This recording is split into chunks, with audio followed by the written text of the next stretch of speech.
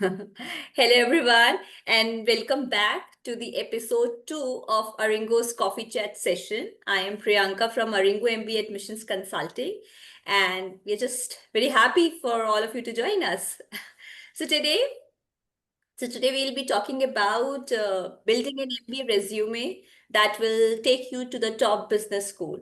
So, consider a resume as your first best shot of or having a last impression on the adcom. So, a resume is equivalent to an adcom magnet. That's how your resume should be.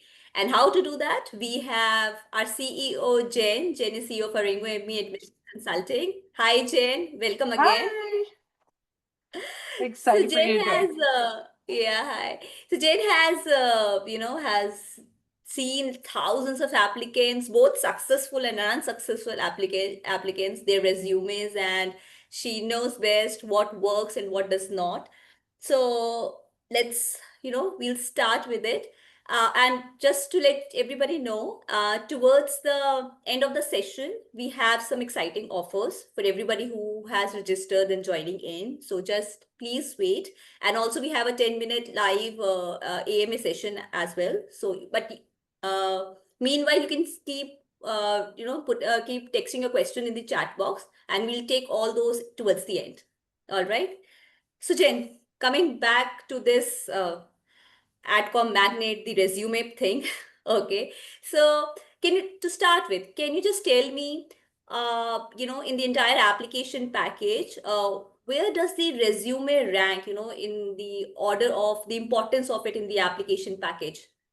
Yeah, I think this is a great question because technically, when the admissions committee looks at your entire package, the resume might weigh about 15%, but it is the first thing that they see. So it does account for a bit more than just that 15% because it's what's going to attract the admissions committee to kind of move you to the next pile and get you over to the interview side of things. So while it might be 15%, it's the hook. Like 15? you mentioned, it needs to attract the adcom and get them interested in learning more about you. 15%, that's pretty high, considering so many materials are there in the application package. So yes, that says it is an important document. Uh, so MBA resume, needs to be needs to demonstrate that you are B school ready. So what's the main difference, Jennifer, you see in a generic job application resume in comparison to a strategically made MBA resume that a person has prepared for to get admissions into top schools? Yeah, so the difference between a job resume and an MBA resume is that you're really going to be focusing on the impact that you've made, the leadership that you've been able to demonstrate, and you're going to need to be able to quantify the results that you've been able to achieve versus in a job resume, you're typically going to be listing your duties and your responsibilities. I think that it's also usually a little less personable where with the MBA admissions or the MBA resume, you're going to add hobbies and some other leadership things that maybe you don't include on a traditional job application. So it's kind of different in that way. Okay, so I think a person has to start preparing from scratch for the MBA resume. He cannot just make little changes here and there of his job application resume. You talked about a few things, Jennifer: leadership, impact, and I think fit is what the school is looking for. So, what changes should a person do in their MBA resume so that these qualities, get visible, that get highlighted, at the first glance to the Yeah. outcome? So your resume should show that you're ready for the MBA itself. It should demonstrate this career progression that you've had and be able to paint this picture of acceleration from college, post grad into one job after another, right? And the way that you're going to do that is by demonstrating your leadership. And that's easy by breaking it down into maybe how many team members or teams that you've led. And that can be direct or indirect. Like Priyanka, like it doesn't have to be that you had a manager title. It could also be that like you led a project with other people on it. It doesn't have to be, like you had somebody directly underneath you. So then you also want to look at the impact that you've had. So find ways to quantify your achievements. You want to reduce, I guess, one example would be that you reduce the processing time by 48 hours, or you create a process that's still in place today. Like there's a legacy there, so that it's like something. So I don't want to say just profound, but something so functional that it still works.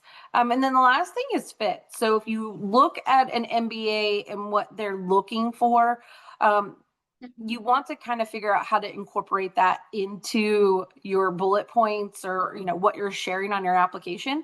So like a great example is that Kellogg, their motto is low ego, high impact. So if your applications look like you accomplished everything by yourself without any teams, then it might mean that you wouldn't excel in a collaborative environment. So you want to make sure that you give credit where credit is due.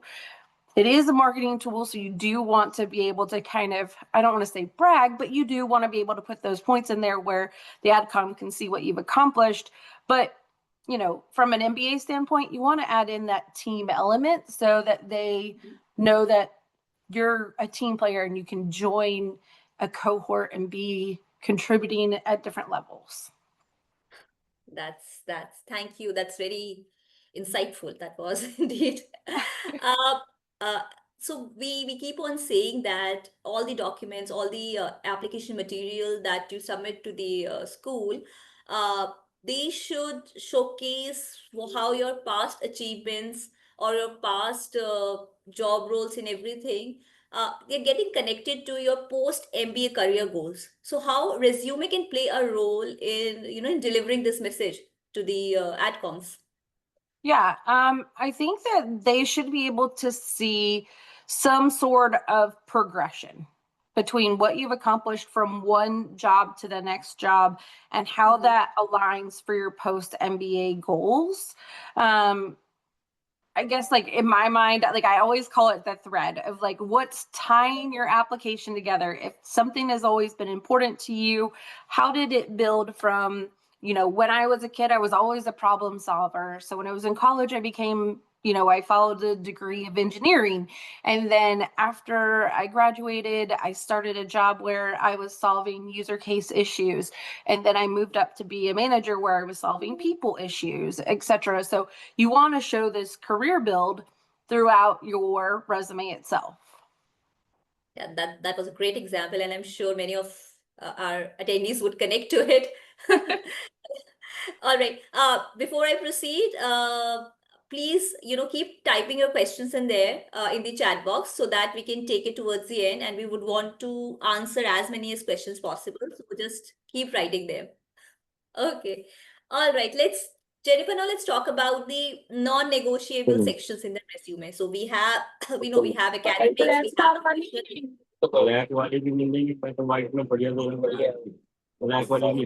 Can you mute it?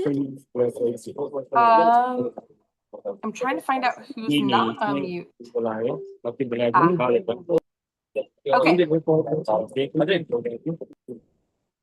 Okay, I think I got it. Sorry about that. Thank you so much. I'm sorry, everyone. Okay.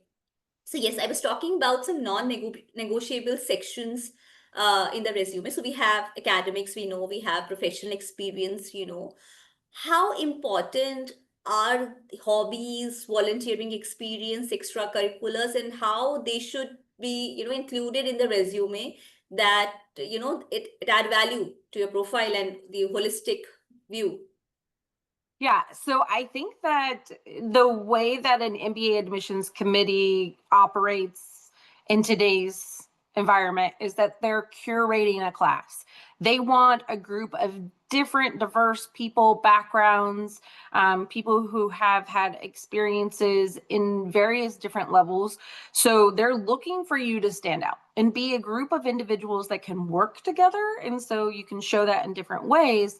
But really, they're looking at those extracurriculars, hobbies, your volunteer work to highlight your character, your leadership, the ability to kind of balance priorities. And you don't have to, again, like if you don't have that true managerial experience or leadership at work, you do have the ability to demonstrate your leadership through clubs, activities, even sports. Let's say that you organized your local soccer team or your football team. Like those are things like that show your leadership qualities that they're going to be looking for. One of my favorite hobbies, and man, a lot of MBA aspirants are definitely runners. It is so interesting. But the first time I look at somebody's resume in our first conversation, they might have like that running is like their hobby. And it's like, well, okay, tell me more about running, because if you put on there that you are a marathon runner, then I can automatically start to assume some things about you, like that you're a planner, that you have discipline, that you have goals, like that you're able to kind of set and achieve. And I can kind of put that together. But you don't have to be a marathon runner. Let's say that you're a cross country runner and that you really love the trails and to be able to reconnect with nature as part of your like replenishing your energy, and those types of things. That's okay too. So you can use those things in creative ways to show more about who you are than just saying that you enjoy running, right? Like, what does that really mean to an admissions committee? Give them some clues so that they can learn more about who you are, and be able to, draw some conclusions that are strong attributes that you don't have to write word for word. So that actually makes, I think that makes a candidate's profile interesting too, because academics and professional experience, they get demonstrated in various other ways. These interesting part of application resume is a way to put it forward. Okay, moving ahead. So you talked about quantifying things in your resume, showing the impact in your resume. So Jennifer, can you give us an example of a bullet point maybe, so that what it looks like just to be a task-based bullet, and how it will be how we can change it to an impact-based bullet point. Can you just tell us with an example or something? Yeah. So, like a common one might be responsible for monthly budget reconciliation and variance analysis. Now, I wrote this down, so so don't think that I came up with this off the top of my head. But if we were to rethink, like how you might put it, like that you're responsible for the monthly budget reconciliation, then maybe you could say you spearheaded a cross-functional initiative to automate reporting, reducing monthly reconciliation by 40% and saving the department 120 man hours annually. Right? Like, so that sounds like a lot, but it's a lot more impressive for them to be able to see what that really means to your company. And Priyanka, I don't think that I've mentioned this yet, but we haven't talked about company descriptions, but if you work for big companies like MNCs, consulting firms, like things that are pretty well known, then maybe you don't need a company description. But if you're working for something like a company that maybe isn't even like a global brand, even though it might be popular in your state or your country, you might want to give a company description so that, again, they can see this impact that you're getting to have at your level, so they can see what 120 man hours really means if it's a small company with 15 people and a startup, right? Like that's a big deal, Yeah. compared to maybe a 5,000 employee company. So yeah, the company description again, an important point. So yeah, please, I hope people are making notes about it.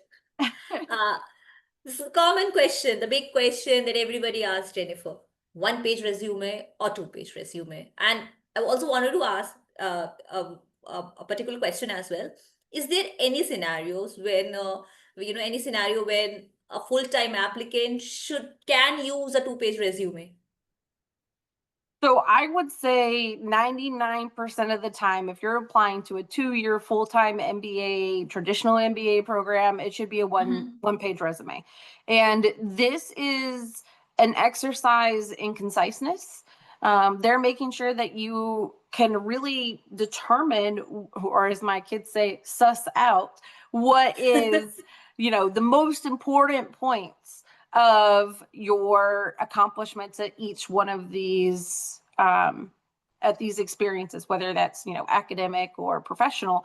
And so it's an exercise in self-constraint and determining what the pertinent information is based on the audience. So it's an exercise in itself that is I used to have a boss that she goes, everything is a point of information. So if they don't follow the guidelines of submitting a one-page resume, then that's information or data for us to incorporate into our decision. So follow the rules, 1 page. 2 pages, I would say they're best left for candidates that are applying to senior MBA programs, executive MBA programs, or even maybe a part-time program, right? There's some leniency there. They're not going to be as strict and not as discerning from one candidate to the next. So I would stick to that 1 page. I'm also always happy to have a conversation offline if you are concerned about what do I do or how do I have that? And we'll share my contact information. But if you're really concerned that man, I need that 2 pages, let's have a conversation about it. Okay, so yes, conciseness is the key, I guess, to create the resume that adcoms like. Okay, so you say concise is the key. So people get confused, they have multiple projects, multiple achievements. It's difficult to prioritize sometime, which one they should put in forward or they should skip. So is there a strategic way or how should they go about it? Should be in a recent way, in a chronological order that things should be demonstrated, or is it some different way the resume should be curated basis upon the impact of your work, maybe? Yeah. So at this level, again, with a 2-year full-time MBA application, you're going to want to go in reverse chronological order, and Okay. you're going to want to share the most impactful parts of your experience. Again, like leading a project, working with a client, delivering, X number of dollars, saving X number of dollars, whatever that might have been, or what you've accomplished, those are your bullet points. And as it relates to the 1 page, I always tell a client, when we first start our whole process, I'm like, okay, look, you need to, kind of complete this, move your resume over into this template, and, you can list more during this time, right? You can have over a page, and then we can start to chip away at and edit down what needs to be included. Because if things become repetitive at each one of your jobs, what's differentiating what you've done or what you've accomplished, or what's elevating what you've been able to experience or showing that career progression. So, it's okay in the very beginning to have a lot of bullet points and be like, okay, is this enough, or am I giving enough information to start editing it to where it needs to be? But, those bullet points should be where you're making an impact and a difference in your role with your team and your company. Okay, so that helps, Jen. And as I mentioned, you have seen so many resumes, have done so many profile evaluations and reviewed the resume. Can you tell me the most common mistake, a most common damaging mistake that most of the applicants do in their MBA resume, and how one can avoid it? I always go back to one of our consultants, Gwen, her big mantra is show me, don't show, don't tell, right? So if you said that I've achieved the number 1 sales position, well, what does that mean? What are you doing differently? How is that happening? How are you accomplishing it? Did you develop a new technique? Did you collaborate with different teams? Did you start a different process? Tell us, what you did differently to become that number 1 sales person and stand out from the crowd, right? Like, show us, don't tell us, right? Like, if you say, like, I'm a world-class leader, what does that even mean? And put it into bullet points so that I can understand how you've qualified this, right? So I think that that's the number one thing, is that people think that the admissions committee is just going to see these, I don't want to say jargon, but like these buzzwords and be excited about it, but they're not. They want to know what they mean. What does this mean in relevance to you, your job, and what you've accomplished? Yeah, true. I think the adcoms, they skim the resume in the first go. They give like 30 seconds or 1 minute. We hear about adcoms saying that. So it's such a short duration, such short attention span, as you say. So how does formatting of the resume, or maybe you can give us some stylistic tips for the resume that can help that can help the candidate to highlight what the candidate want to demonstrate in the first go, the important part, the important aspects of his or her MBA resume. So can you provide us just some formatting tips, how important they are? Yeah, as you mentioned, kind of the skim test, right? So my biggest piece of advice is to keep it simple. So you want to use a streamlined formatting where each section kind of follows the same format. And you want to use, I know it sounds super boring, but it makes it the easiest on the eyes. Use like the regular, like Times New Roman or Calvary, and like size 10 font is probably the smallest that I would go, 12 the largest, so around 11 size font, and a very clear font that makes it easy to read. I've seen these most amazing, like beautiful resumes come through with all the color and sections and things like that. But when an admissions committee only has a few minutes to really look at your resume, they don't want to have to search and find. Like, this is not something that is exciting to them to be like, where is this information? What was their degree? What was their CGPA, or whatever it might be that they're looking for?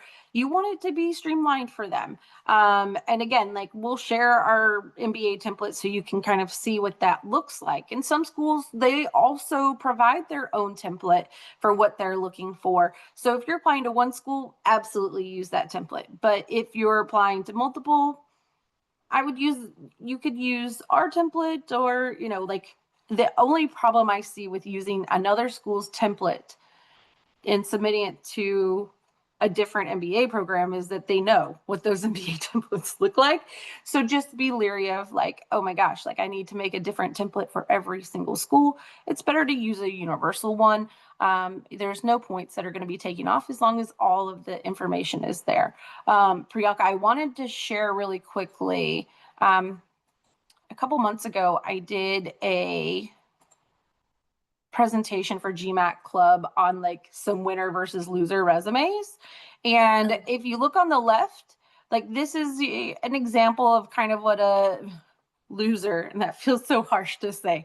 I was told I have to use that word, not me, not my decision. But like, on the left, you'll see like this is a lot of information and can be overwhelming when an admissions committee member starts to look at it. It does seem organized. That's very true. To the right, you can see somebody who was admitted to both Stanford and MIT. And we don't need to look at the details. That's not my point. My point of this is to just show you what the flow looks like and how it is uniform in the look of it, but also the presentation, so that they can easily say, like, okay, this is where I'm looking for this information, and I can find it really easily.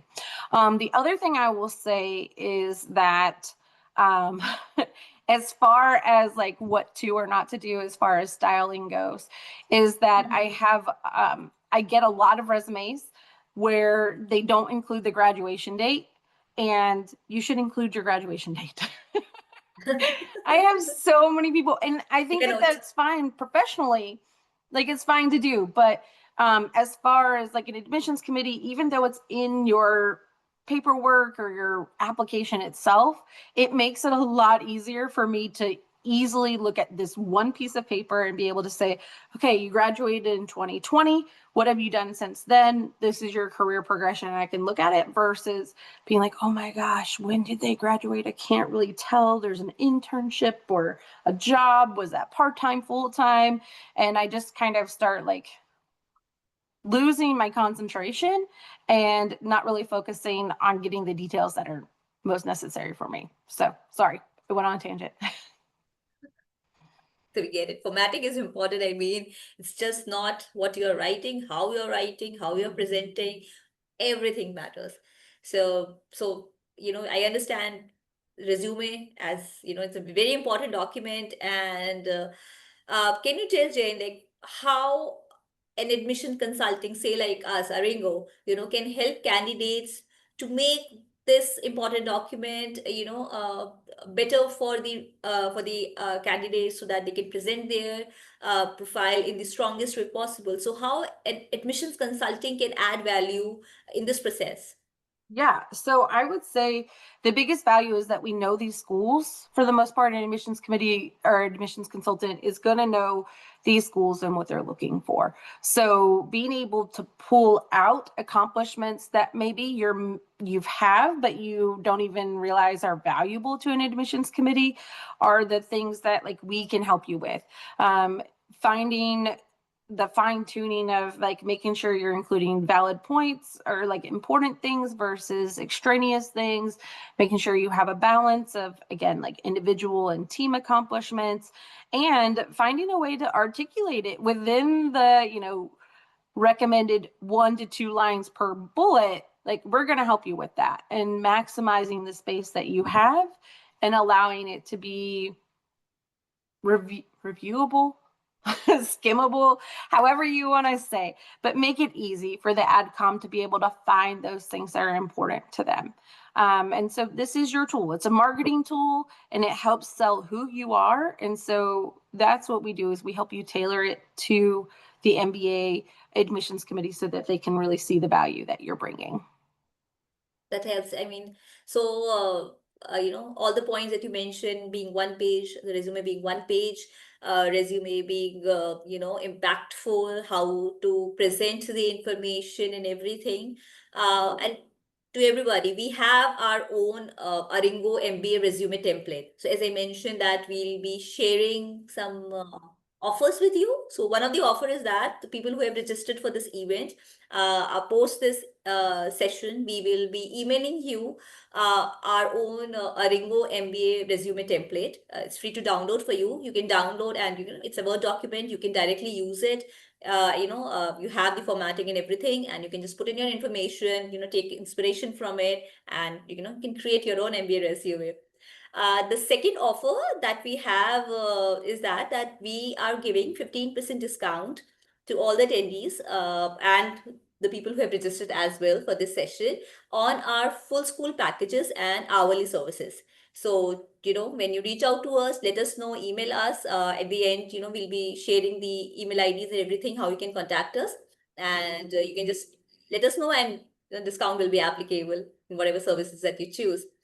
So let's move on to our question and answer section, Jenifer. Yeah.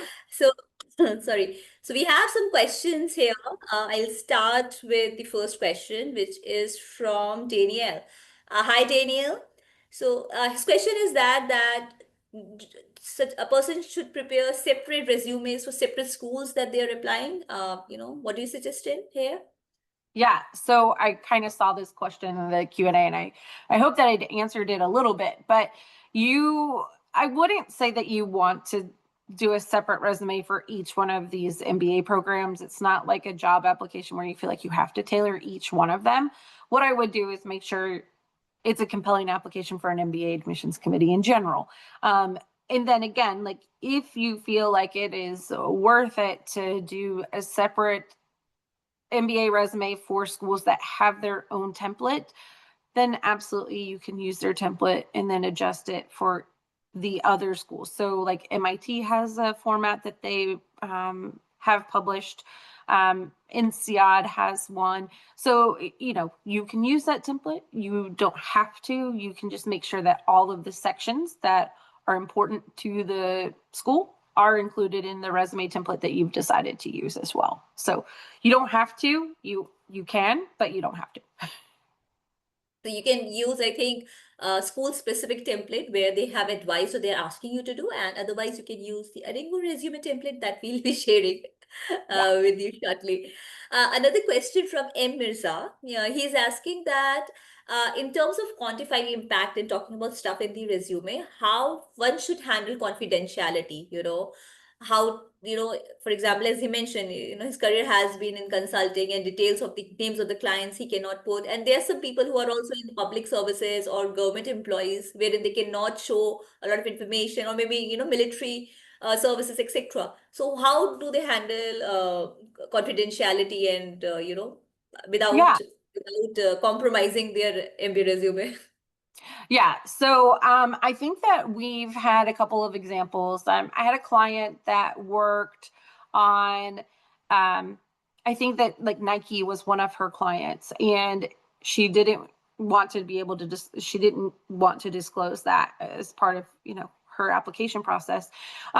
So what we did is like, we were able to say, global athletic wear supplier, something like that, right? Like, you can essentially describe the company, but not enough information for them to be able to infer exactly which one it is. But you can put in like athletic provider Just an or something idea. like that. So I know that it's kind of generic, but it's okay. Like, you can kind of give them something for them to kind of be like, okay, we got it. Like, it could be Nike, it could be Under Armour, it could be something like that as well. That Or helps. like, if you work for like Honda, Hyundai, like something like that, you could say that like you work for an auto manufacturer, or something like that as well too.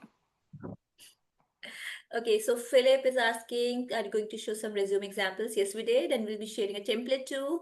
Next question is by Billy. So he's saying for professional awards like CEO award, or maybe best employee or employee of the year award kind of awards, are the best? Is it best to demonstrate them in the professional experience section itself, or should they have an additional sections for maybe awards and achievements? How should they go about it? Yeah, so it kind of depends on how much room you have in your resume. For some people, that could be, a really great thing. Like, let's say that you, if you're a consultant and, maybe you moved fast, or you're fast tracked in your job, whichever job it is, you could use that award as a bullet point, or you could use it in that kind of extracurricular leadership awards section towards the bottom. But just know that the application form is going to also have a space for you to list these awards as well. So if it feels like it's not as valuable for you to have that one bullet point line for that award, you're going to be able to put it into your application.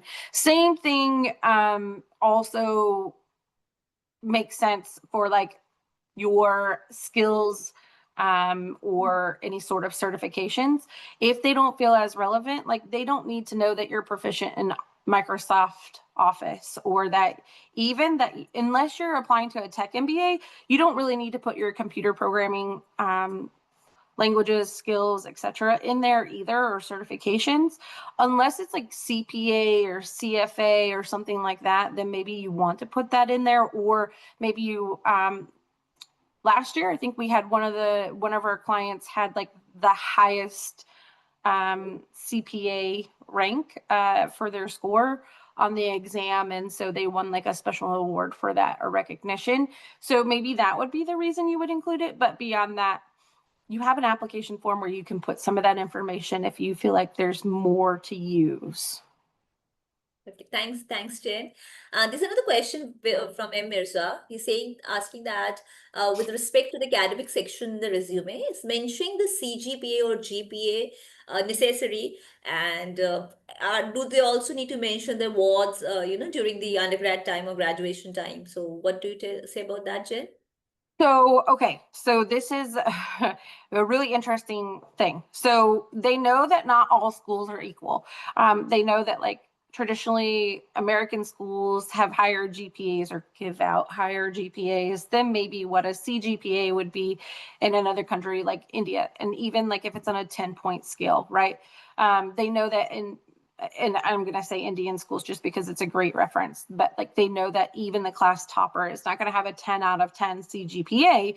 So, giving them some understanding of maybe your CGPA is like an 8.7, but you're still in the top 10% or 5% of your class, then fantastic. You want to include that on there so that it's a great reference point. Again, like it will go in your application form, but I mean, it can't, like, if you're in the top, 5% of your class, then it's definitely something, a point of pride, and can easily be added with a comma behind your, like it can easily be added into the academic section, comma, 8.9% or 8.9 out of 10, top 10% of the class, or magna cum laude, like whatever that kind of honors and rankings are. I would say also if you have, I know that we have somebody from Germany in here, somebody from the UK, like if your school, like the way that they communicate your achievements are different, like a reverse GPA, like a 1 is a high score versus a 4 being low, or honors or top honors, like you can include that on your resume too to help clarify, so that and I would include like, right, like top 5% of my class or whatever it might be, so that they get the reference point and say like, okay, so when I look at this, I'm not going to automatically go back to like my quote unquote like American standard of like looking at what a GPA should look like for somebody in the US. I hope that answers the Including question. percentile is important, and give reference to how your GPA is calculated. If something out of the ordinary that is not the normal trend, it's always best to include, and don't let the adcoms guessing the Yeah. your performance. Going ahead, another by Prashanto is about the margin of the page. You can take help with the template. Uh, so is it a good practice? There's a question from Billy. Is it a good practice to use bold feature in some of the points that you really want to highlight? So is it okay to I, use bold, in between the bullet points? I am not in favor of it. I don't like it. I think it's distracting for different fonts, boldness, italics, underlining. I think it's distracting. Some people really live by it. So if you feel that you need to do it, only bold the exact number or that specific feature. Don't, not even like the phrase or the entire sentence, because it's just too much. But again, that's my personal opinion. I don't like it. And I would say that a lot of the adcoms are of my age at this point.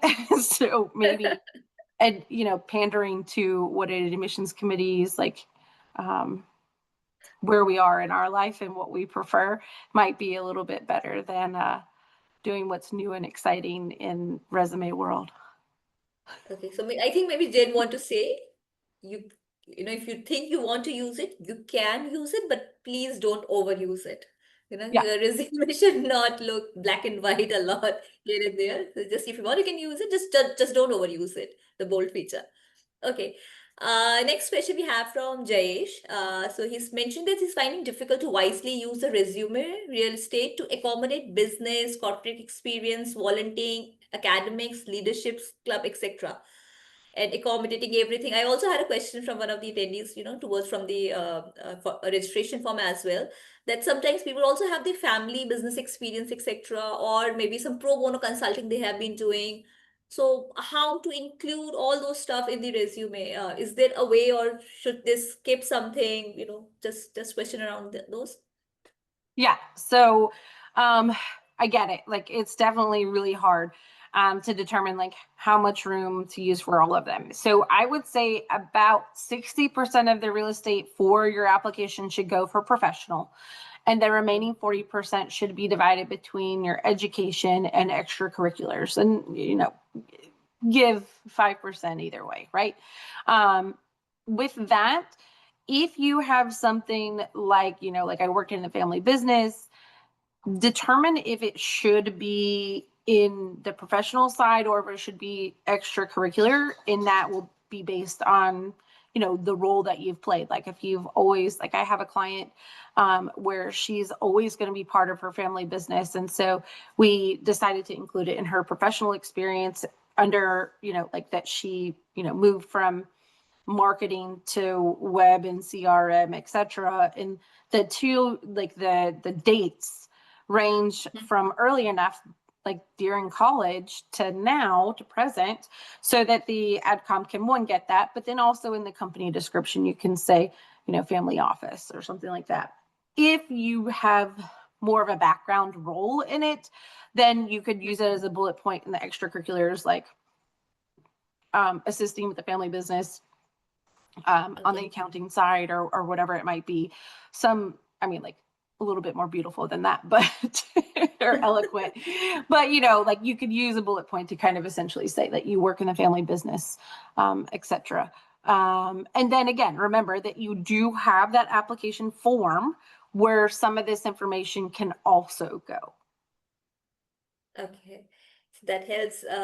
We have another question again for GPA from the rain. So he's talking about that his GPA is not great. So should he still include in the MBA resume?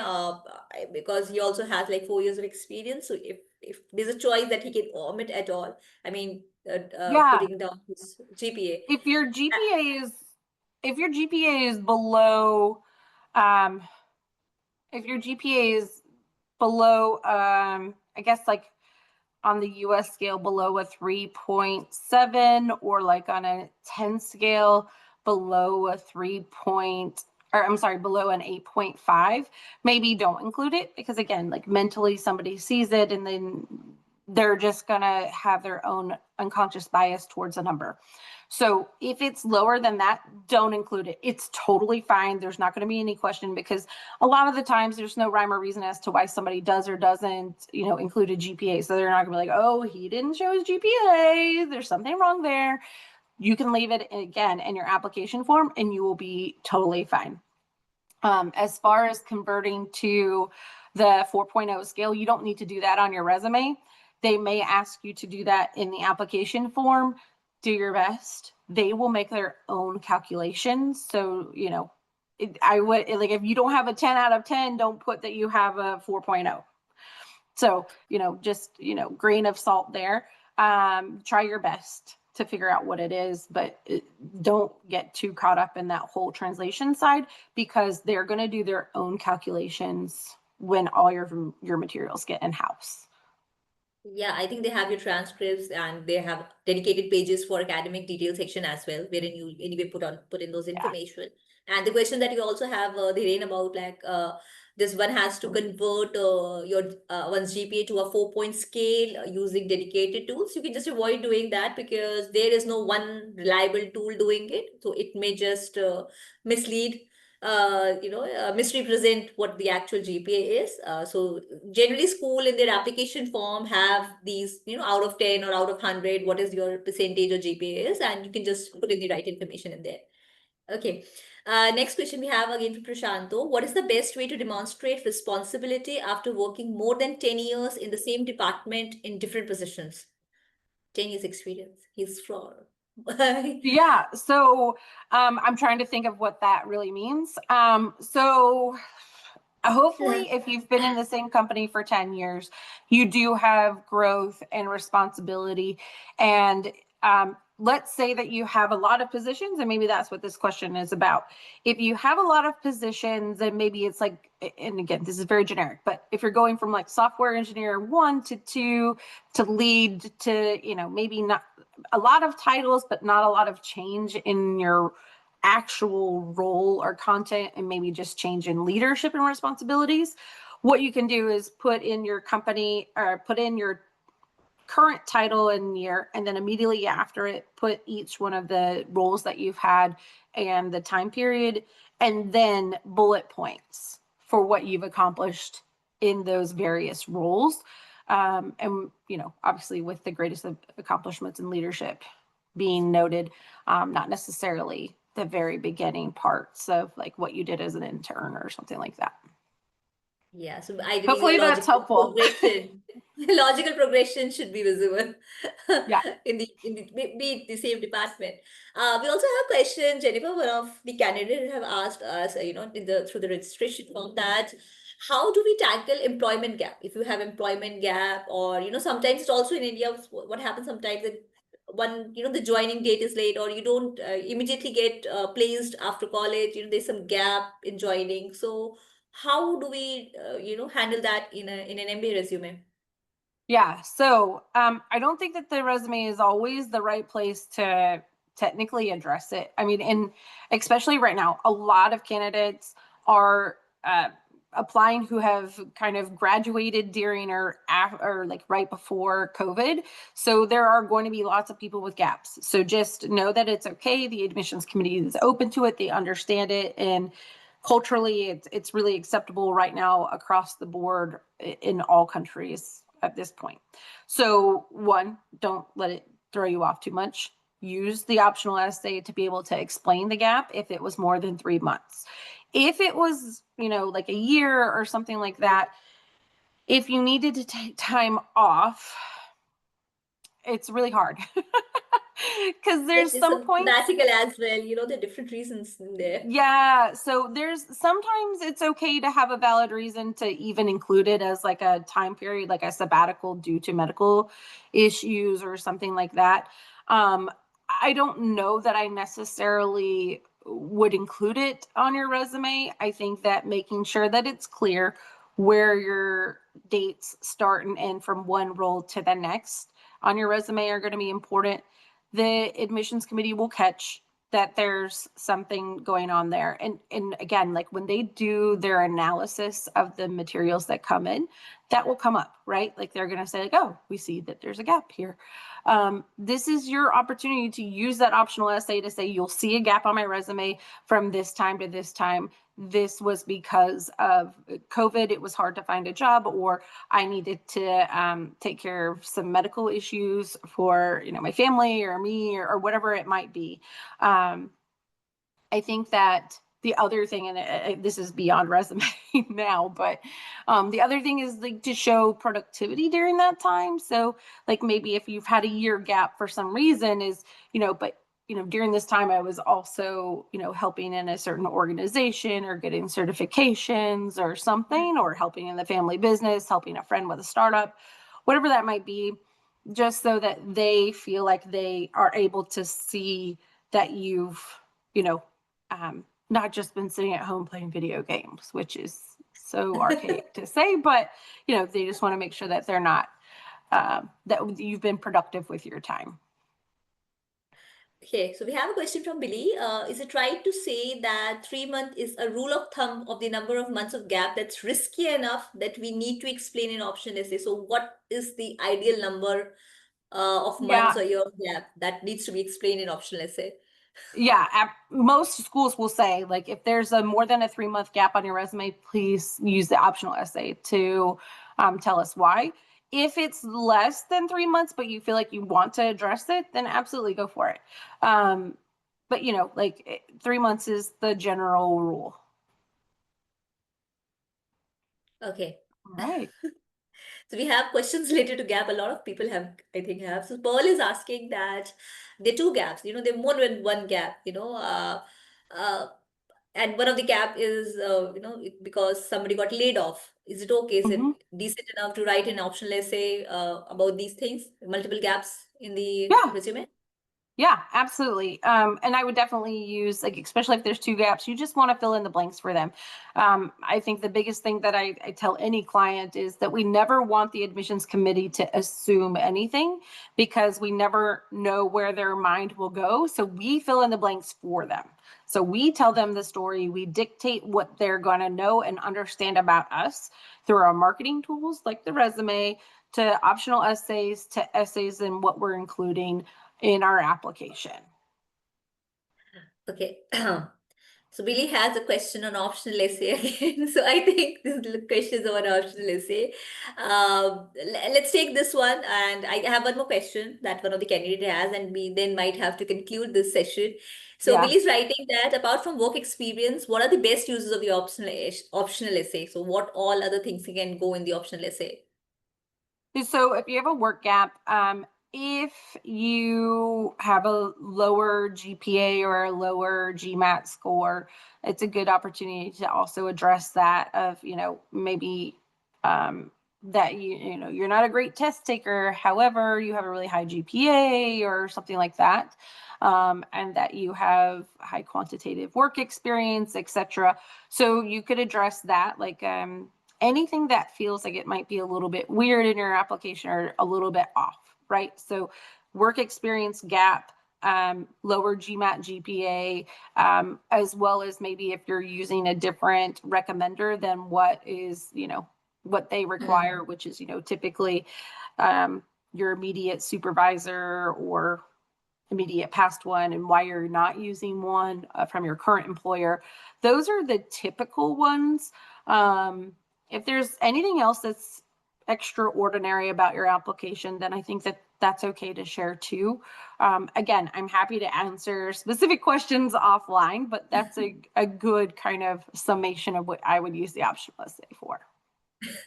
Okay, thanks, Jen. So Paul has a question. Can you define lower GMAT GPA? So yes, I think Jennifer, I can answer this as well. So Yeah, it's just have a look at the class profile of the school that you're applying. Maybe you have the idea what is the average GPA and GMAT of that of that school has for the MBA cohort. So in case you have lower than that, if you're close to it, it's okay. No explanation needed. Higher, great, but it's lower than that, way lower than that, it's always good to explain. So that's the parameter maybe of how you should go about it.